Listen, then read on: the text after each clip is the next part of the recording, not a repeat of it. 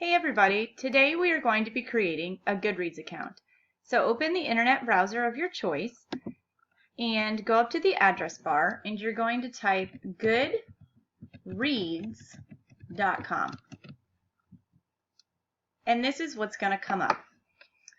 So what you're going to do right here is you're going to put your first name and your last initial. And then you're going to put in your email address. It can be your Gmail account, it can be the school account, a Yahoo account, whichever you'd like to put. And then you have to create your own password. Make sure it's something that you can remember. My advice would be to make it the same as your email address so it's easier to remember. And then you're going to click sign up. If you're on your own personal computer, you can go ahead and click yes, you would like them to remember your password. You can come back and do this at a later time, but you can connect your Gmail account, your Facebook account, or your Twitter account to your Goodreads account, and it'll show all of your friends that are on there and what they're reading and what they like. But for now, we're just going to go ahead and skip that step. So the next thing you have is setting a reading goal. So every year, Goodreads offers the reading challenge, and you put the number of books you would like to read for the calendar year, not the school year. So for right now, it's September, and we have 15 weeks of school left, so before the new year. So for me, I'm going to put 15 books, because I'd like to read one book per week, and then I'm going to click Take the Challenge. The next thing you're going to do is you're going to pick genres so you can have better book recommendations. So for me, I'm going to put crime, graphic novels, historical fiction, history, mystery, young adult, suspense, children's, and then I'm going to go ahead and click continue. Alright, so then it shows books that you might have read. So, for example, I've read Charlotte's Web. I really liked it, so I'm going to give it 5 stars. Same with Harry Potter. Loved Harry Potter. Where the Wild Things Are, honestly, I wasn't a big fan of that book, so I'm just going to say it was okay and give it 2 stars. Then I'm going to scroll down. The Polar Express, one of my favorites, so I'm going to give it a 5. The Boxcar Children, I loved that book growing up, so I'm going to give that one a 5. So those are some of the children's books, and then if you look, for example, I'm going to go down to young adult. So The Hunger Games, I really liked that, so I'm going to give it a 5. The Fault in Our Stars, I'm going to give it a 4. Let's see.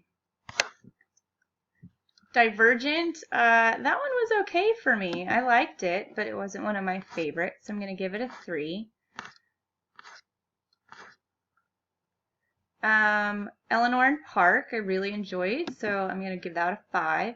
Now, Red Queen, one of my friends is reading, so I want to read that.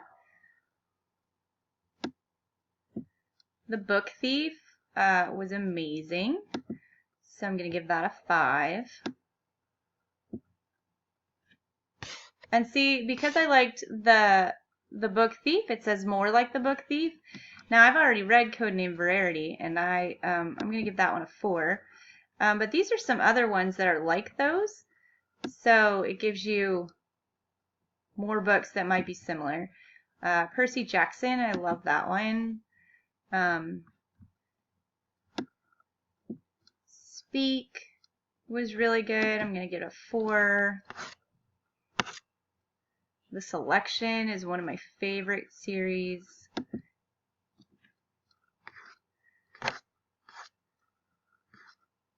So then I'm going to go back up here and see it says I need to rate 6 more books to get some personalized recommendations. So I'm going to go to historical fiction and The Diary of Anne Frank. I kind of liked it. The Help was a really good book. So we can give that one a 5. Memoirs of a Geisha was okay. Water for Elephants was really good. So here, give it like a 4. Let's see. Pillars of the Earth, that one was okay. I'll give it a 3. To Kill a Mockingbird was awesome. So I'm going to click that one a 5. Oh, it didn't save it. So let's see how many more I need. Oh, see, I've rated 20 books. So now I'm going to go back and click I finished rating. If you don't have 20 books, that's totally fine. But after you rate 20, what it'll do is it'll give you personal recommendations. So based on my interest in history, it gives me some books that I might like. Mysteries, it gives me some other books I might like. So it gives you recommendations based on what you've read and what you like. So after you do that, that's about it to set it up. Then what you'll do is you'll click on the home button and it'll pull up your home page. So since this is a new account, I'm going to show you my Goodreads account, and it shows you a little bit more. So this is my Goodreads account.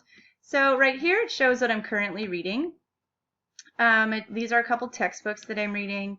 Here's a mystery novel that I'm reading. It shows my 2017 reading challenge. I wanted to read 52 books. That's 1 book per week. And I'm at 48, so I'm actually 21 books ahead of schedule. These are some books I want to read. And then these are all my bookshelves. I have read, currently reading, what I want to read, books that I abandoned that I just couldn't finish, award winners, biographies, books for me, juvenile literature. This is my son's books, what he's been reading. Then it also shows you here, these are books that my friends want to read or they have read. So it gives me suggestions on what my friends are reading and what they like. So that's your Goodreads. So the next thing you're going to do, though, is you're going to log on to Schoology and go to Courses. And you're going to click on your class period. Then you're going to click on the first 6 weeks. Click on the Goodreads group. Then you're going to have to click up here where it says Goodreads group again, and it's going to open it up. And it's going to allow you to join the group. Okay, so this is our group for this school year. So it's called Nichols Bibliophiles, which means a lover of books. This is the place to see what you're reading and to see what others in our class are reading. So here is a challenge that'll start on September 1st and end September 30th. There's a discussion board. There's also the members list and the bookshelf. So to show you how to add something to either our bookshelf or your own bookshelf, so for example, click Home and search a book that you've recently read. Like I just finished reading Fever 1793 by Laurie Halse Anderson. So I'm going to click that, and then I'm going to click over here where it says Read. I'm going to click Read. And I'm going to say it was 4 stars. And I'm going to enter a review. This was a book about the yellow fever epidemic of Philadelphia. I always spell that word wrong. So of 1793, I'll look up how to spell Philadelphia later. It centers around a young girl named Maddie and her life during the epidemic. Okay, so it doesn't have to be super long. You can make it longer. And then I'm going to put that I started it let's see, I started it on the 12th and I finished it today. And I'm going to go ahead and click save. And now, if you go back to your home page and you click My Books, it'll show your shelves. So this shows you what I've read. And this shows you what I'd like to read. So I said I wanted to read The Red Queen. So now if you go back to the group, you go to Communities and you go to Groups. And you click on this group. And you click Bookshelf. I've already put one in there for you. So for example, this one's called Fly High, the Story of Bessie Coleman. So I'm going to click View Activity. And this is my rating.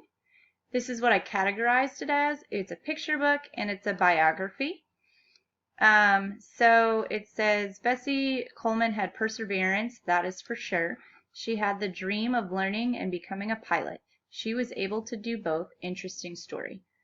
Okay, so it shows you reviews, and you can like the review, or you can click actually see the review, and then you would be able to comment on it, be like, that sounds like an interesting book, Mrs. Nickel, or whoever posted it. So these are just some of the things that you're going to be able to do on Goodreads, and we'll be checking into this website on a regular basis. So I would suggest making it a favorite on your internet browser, and I hope that gets you started.